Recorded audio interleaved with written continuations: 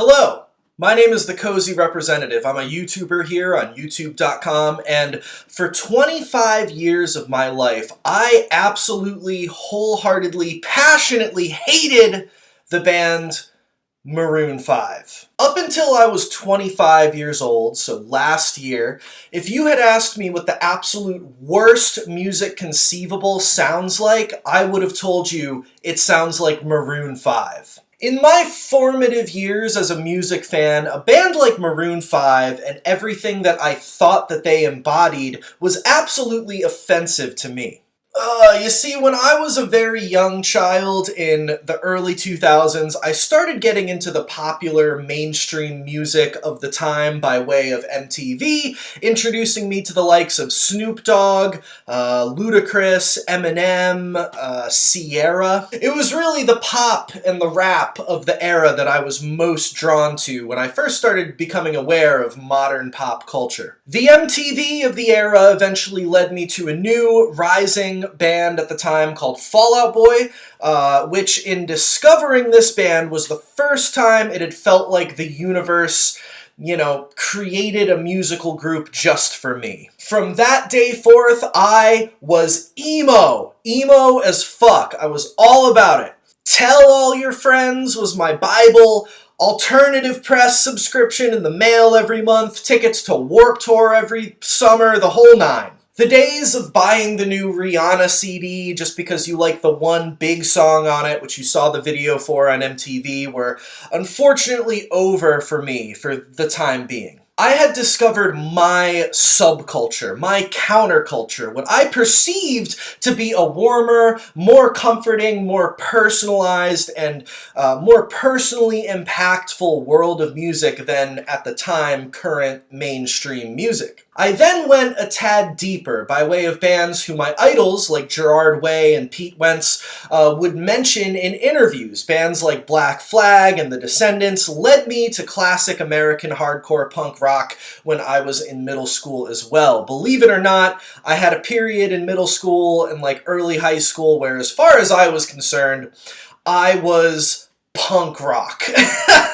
And Minor Threat and Fear and the Minutemen were my favorite bands, and the Warped Tour emo bands even seemed pretty corny in comparison. And that was me at my most formative age, right? As a music fan, 13, 14 years old, middle school, right? Throughout high school and into early adulthood, music has always been my passion, my main interest, my source of comfort, and my utmost hyperfixation. And I've gone through phases of being into all sorts of different types of music, different styles, different eras, from the foundations of rock and pop in the 60s, from, the Beach Boys and the Beatles and the Kinks and all that shit, to 80s hair metal like Motley Crue and Def Leppard, to 90s alternative rock bands like Superchunk or Archers of Loaf or Dinosaur Jr., to straight up pop artists like Madonna and Lady Gaga and Katy Perry. But the through line,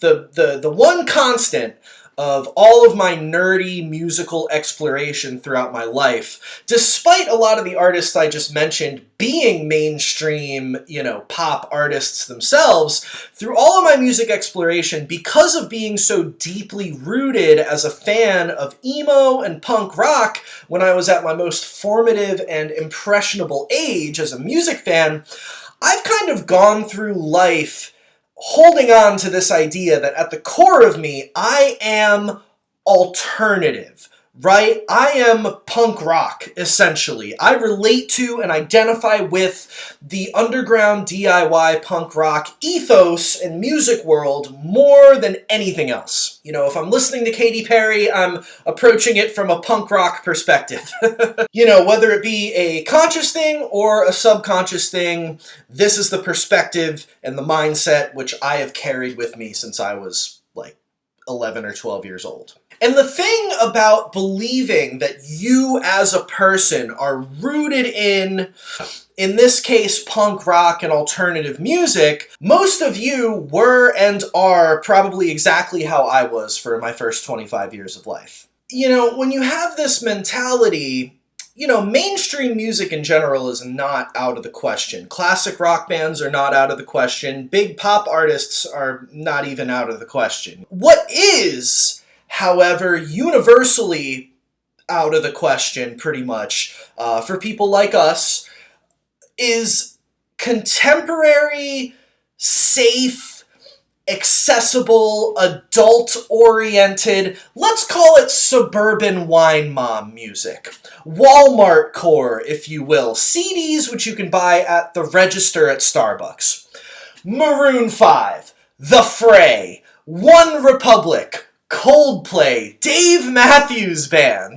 If you were anything like me for the first 25 years of my life, even just the slightest mention of any one of those types of artists brings a little bit of vomit up your esophagus, causing a slight gag reflex in the back of your throat. That music, to me, and again, probably for a lot of you, was stale. It didn't have any edge. It didn't have any personality. It was like music that was just written to be in insurance commercials, and the only people actually listening to that shit were loser normies who didn't know the real shit. So, what's the point of all this? What am I talking about here? Well, I wanted to share this with you guys, being that this is a channel where I talk about music and my musical interests and all that.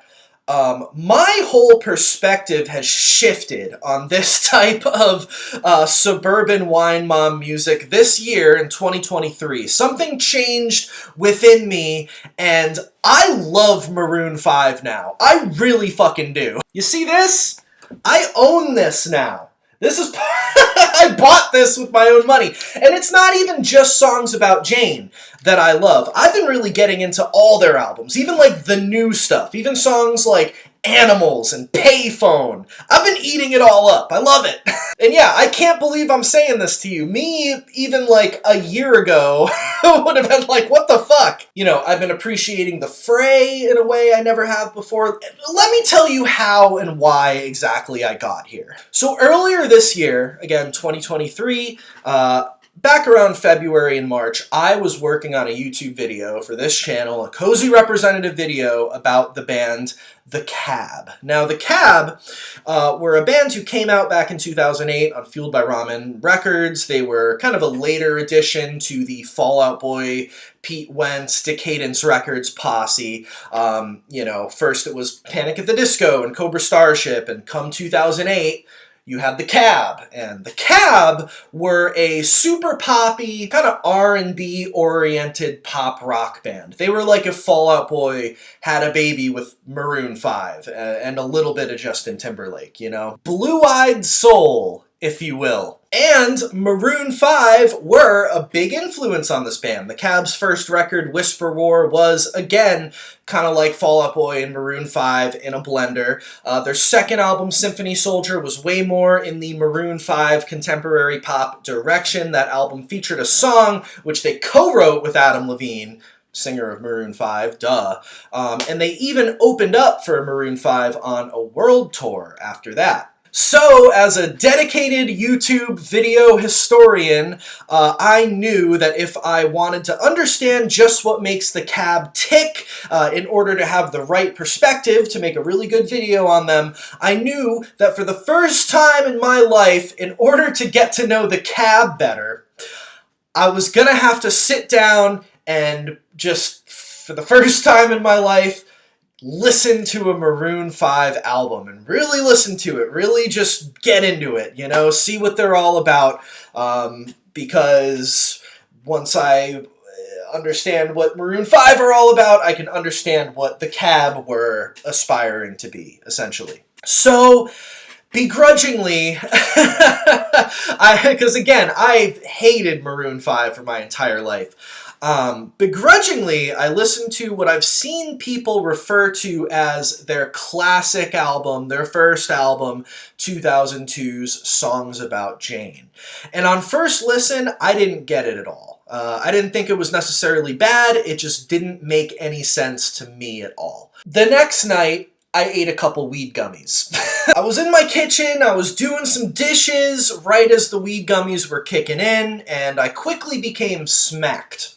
And as I was just about the right amount of rip-roaring stoned, I decided it was time to check out more Maroon 5. A lot of times I find that, you know, in this cannabis-influenced state, I'm a lot more receptive to and interested in, invested in, different types of music that I've never heard before. Some of you might know what I'm talking about. Either way, this time I decided to bump Maroon 5's second album, 2007's It Won't Be Soon Before Long. So the first song, If I Never See Your Face Again, kicks in. The rising synths at the beginning of the song immediately grab me. Ooh, this is exciting, I think to myself. The song, pretty good. At the time, I remember it wasn't quite blowing my mind yet, but I wasn't turned off. I was like, okay, all right, Maroon 5, then, you know, solid. The second track, Makes Me Wonder, kicks in. Big #1 hit from back in 2007. I think, you know, one of their bigger songs. That song kicks in, and holy shit, my mind is blown by the chorus. It's like a Britney Spears-esque pop chorus, and it hits hard, and the melodies, you guys are going to think I'm crazy, but the melodies in that chorus, the way it impacted me on that night, the melodies are like crafted in a way that were like challenging to my brain. It may be a fun, accessible pop chorus, but it's not dumb. The chorus melody was definitely drawing influence from a world of music which I guess I'm just not as familiar with because it threw my brain for a loop, and the melody was very exciting to me in ways that, you know, are different from what I'm used to in like a rock chorus or a pop chorus, you know? And this song quickly became addicting to me, the way the chorus was titillating my brain in a new and exciting way that I hadn't ever really heard before. And yes, I'm still talking about the band Maroon 5. You're not you're not confused. I am talking about Maroon 5. And again, I was super high, but in that moment, these songs were kicking my ass, and it was an experience for sure. So as I got more into this album, It Won't Be Soon Before Long by Maroon 5, the first thing that kind of really struck me about it and started changing my perception of Maroon 5 is one thing. Now, as I was mentioning earlier in this video, and as I've said time and time again on this channel, my favorite band of all time is Fall Out Boy. They're the most like life-changing band for me and most meaningful still to this day. Something funny I realized is that what's going on here on Maroon 5's It Won't Be Soon Before Long, it's actually, they were kind of doing a really similar thing to what Fall Out Boy were doing on the album that they released in the same year, 2007's Infinity on High. Kind of this mashup of accessible pop rock mixed with R&B soulful stylings. The main difference between the two bands, obviously, is Fall Out Boy is coming from more of a brazen punk rock, or pop punk emo setting, whereas Maroon 5 are, never really were an emo band or whatever. They're kind of, Maroon 5 is pulling from more classic pop influences and R&B influences like Michael Jackson and Stevie Wonder. But I realized that the formula is similar for both bands, R&B tinged pop rock. So next up, after really warming up to It Won't Be Soon Before Long, now it was time for me to give Songs About Jane another spin, and I quickly got into this album as well and was promptly very obsessed for the first time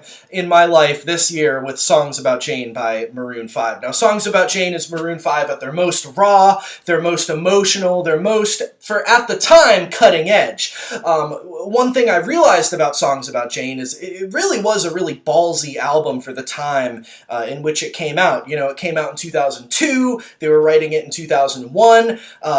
Think about rock bands at that time, right? It was in a world where nu metal was reigning supreme. Post-grunge bands like Creed and Nickelback were huge, and also Sum 41 and Blink-182 style pop punk was all the rage. And in the midst of that time, Maroon 5 came out with this funky R&B influenced live band pop album. Which, of course, if you had asked me when I was younger, I would have been like, that's so fucking lame, dude. Fuck Maroon 5.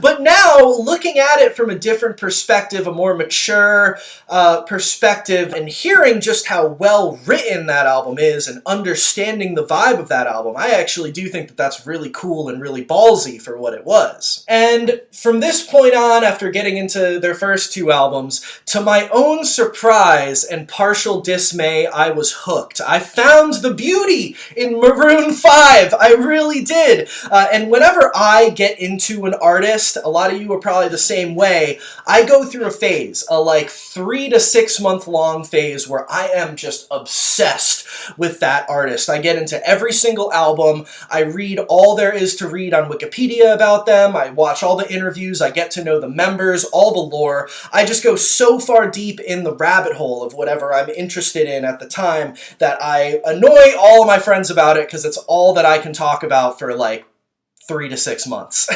And again, to my own shock, earlier this year, I found myself deep in the Maroon 5 rabbit hole and loving it. And like I said earlier, I've even really gotten into and really started loving their more recent albums too. You know, even the Maroon 5 material, which most people who will still swear by Songs About Jane being a great album, but their only great album, people, you know, albums that those people would consider insipid trash, like the album Overexposed, which has the song Payphone on it, and the album 5, which has Animal on it. I really found the beauty in those two, and it was, you know, through trying to find what the band The Cab loved about more recent Maroon 5 and what the Cab were trying to do with their music, because the Cab were on a mission to basically be Maroon 5, to be this giant,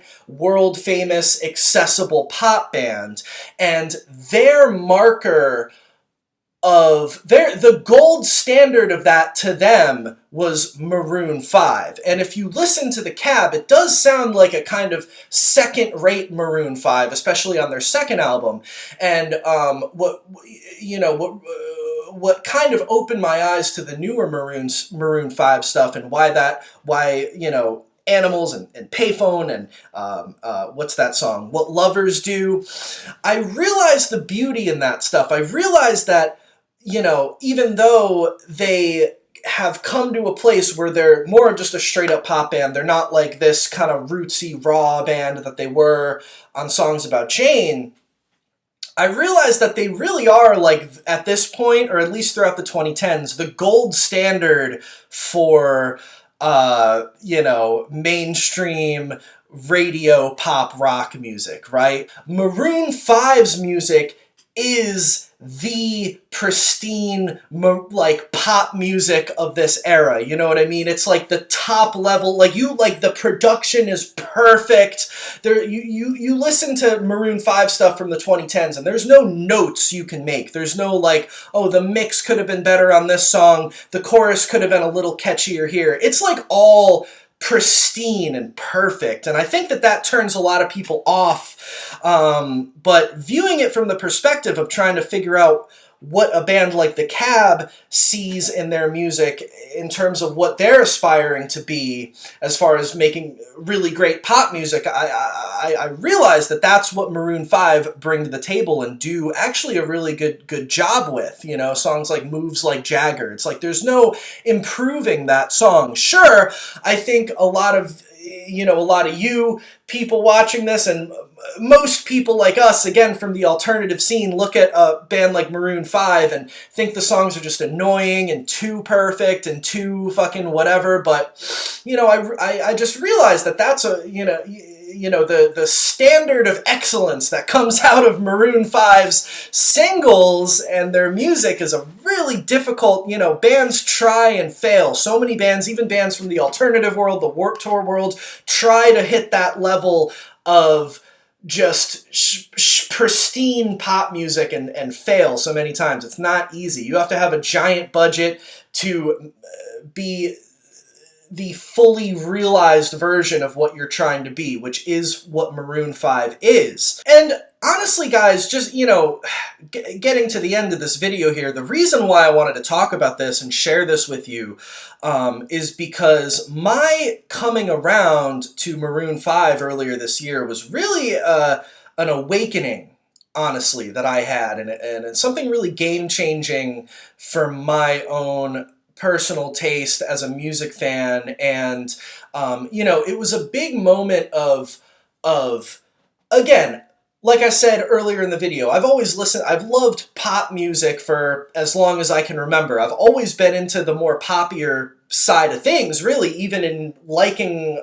punk rock and Warped Tour emo bands and stuff. It's not that I've never given pop music a chance, but a band like Maroon 5, I had preconceived judgments about that band and their music that was really, you know, a bias that was really based on nothing. It was really based on, I am too cool for this band. Like, you know, it sounds goofy to say, but that's really, I think, what it was. You know, I couldn't humble myself. I needed to lift those parameters. I had set parameters of what I thought was cool to listen to and what I considered objectively uncool to listen to. And Maroon 5 and The Fray and all that shit, you know, discovering that I like Maroon 5, lifting those parameters and breaking down those barriers and saying, you know, fuck whatever negative bias I had that was rooted in, you know, this thing I've carried with me that I have to be this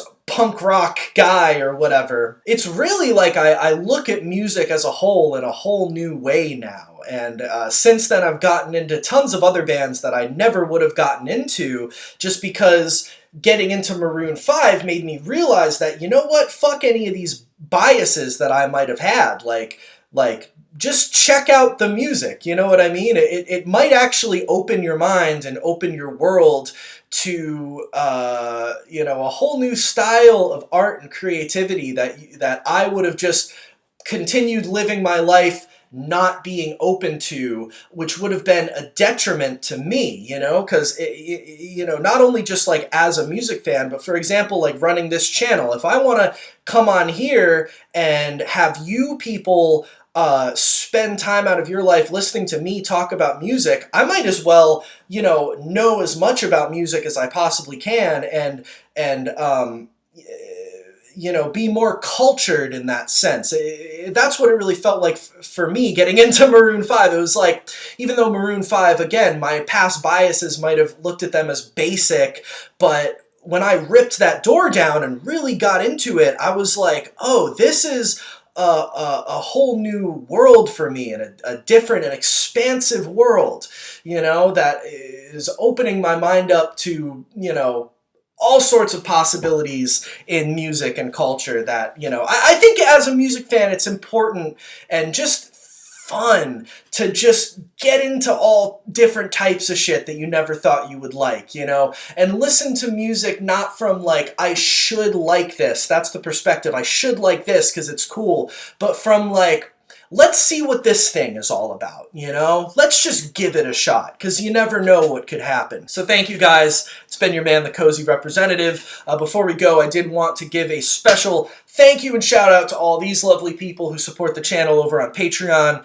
If you want some bonus content, and if you want to send support my way so I can have more time and resources to make videos for you all, you can support over there, patreon.com/thecozyrepresentative. There's also a link down below in the description. Thank you once again to all these people, and thank you guys so much for watching these videos and sticking with the channel. I love you guys, and I will catch you next time here on the Cozy Representative, exploring music and culture. I love you. Big hugs to all you. Peace out.